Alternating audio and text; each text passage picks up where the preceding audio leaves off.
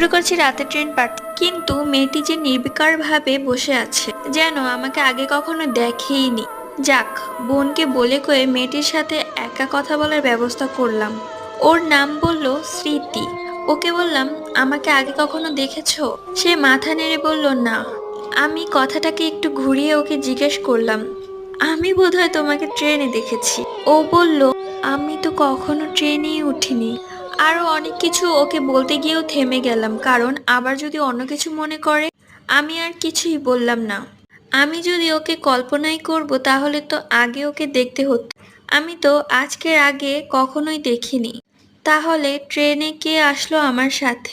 আমার কল্পনা শক্তি কি এতই প্রবল যে আমি ওকে আগেই কল্পনার চোখ দিয়ে দেখে ফেলেছি, নাকি এটা অলৌকিক?